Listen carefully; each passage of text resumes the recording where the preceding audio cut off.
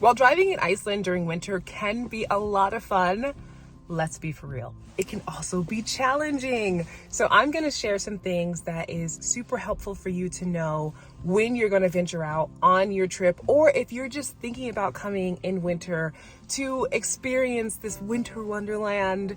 Many individuals, of course, come to Iceland during winter because of the Northern Lights, but there is so much more for you to see and do. So I highly recommend consider doing it, but let's do it safely. So there are 4 things that I'm gonna point out just for you to be aware of and to take into consideration for planning your road trip. First off, before you ever step foot in your car to go on your adventure, so you're in Reykjavik and you're like, I'm excited about going to Akureyri or Golden Circle, wherever. First, check the weather. Make sure that where you're going, there's not some extreme storm happening. Iceland is infamous for its extremely varied weather.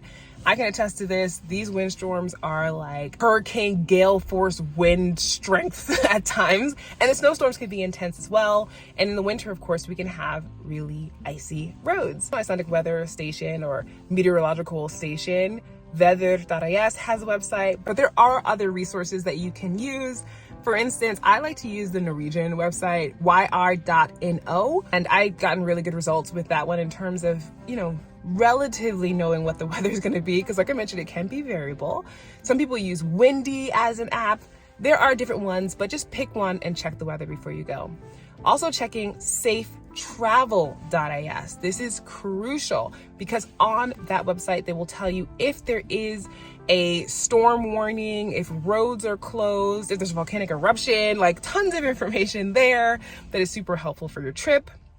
The last one to check, and yes, check all of these, is road.is. And this one, you can actually check to see what the road conditions are for the locations that you're going to. So if it's easily passable, if it's impassable and closed, you might have had an idea about going there, but during the wintertime, they actually close that off because of conditions.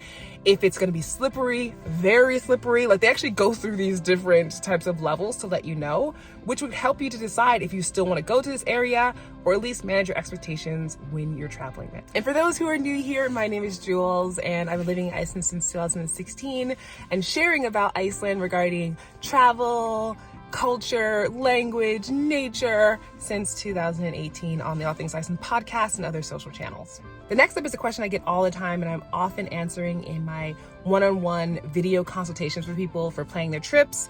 And that is if they should use a 4-wheel drive, like a 4x4 or 2-wheel drive.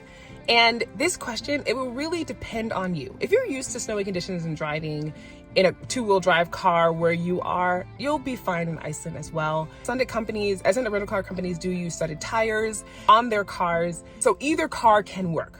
However, my preference is to use a 4x4. And that is because sometimes the snow can build up and it can get, or the ice for that matter, and get thick enough where it can actually scrape the car if the car is too low. So having a car that's a little higher off the ground is my personal preference. And then being able to control all the wheels of the car is something that's great if you were to get caught in snow or if there's like slicker conditions. Again, it's up to your preference and your budget because of course a 4-wheel drive car is going to cost more. But I like to err on the side of caution, so that's just my way of going about it. And for those who are looking to rent a car in Iceland, you can use my code with Go Car Rental Iceland to save 10%, which will help to save you a good chunk of change on your rental car, whether it's for winter or summer. And if you're doing a camper van instead, some winter camping, then you can use my code Iceland7 with Go Campers, and you get 2 free duvets along with that code and saving 7%. So highly worth it. Check them out. They're both great companies or sister companies with great customer service, highly competitive rates, and a large variety of cars. As I mentioned in a previous point, the condition of the roads can be very icy. And since there are studded tires on the cars, it makes it so much easier in terms of traction. However, that does not mean that you will not slip at all. And it's so important to keep that in mind when you're driving. If you checked out road.is, you'll know if it's very slippery on that road.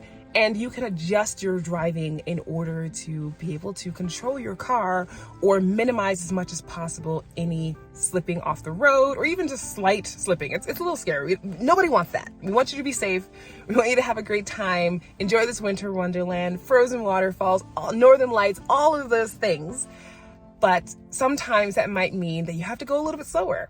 And that is something that is totally okay considering the conditions. You could have whiteout conditions, and if it's not safe for you to pull over into a place that is actually meant for pulling off the road, you have to keep going, but at a slower rate. So be okay with doing that and know that might be just part of your adventure. Another thing to know that is crucial is that on Icelandic country roads, so outside of Reykjavik, there are not a lot of street lamps. So you're utilizing your high beams at times, other people are utilizing them, and we have shorter days during the winter.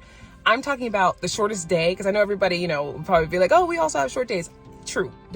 Granted, if you're not up in the Arctic Circle or something, it would be hard to adjust the fact that our shortest day of the year is 4 hours long of sunlight. It's incredible. December 21st. The days do progressively get longer after that day, but it takes time. It is not immediate. And so throughout the winter, you're dealing with these shorter days, which means that you'll be driving potentially a lot during the evening or the nighttime, I should say. Personally, I don't like to drive as much during the night if I don't have to, especially out on those roads where there aren't as many street lamps.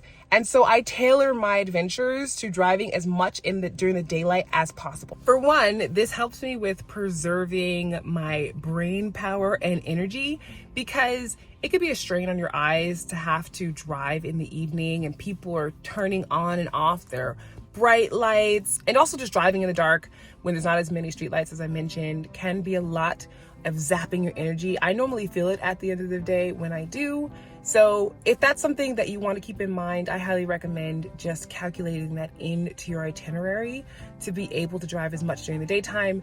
You do as well want to go to natural attractions during the day, because that's when you can see them. So like different waterfalls and places like that are visible in the daylight. Not all of them have like a spotlight, so it's important for you to calculate how long it takes you to get to places and to be able to, of course, to get there in time and to your accommodations that evening. I have different trip planning resources in the description of this video if you want to check those out if you're planning a trip to Iceland, because there's so many amazing things to see.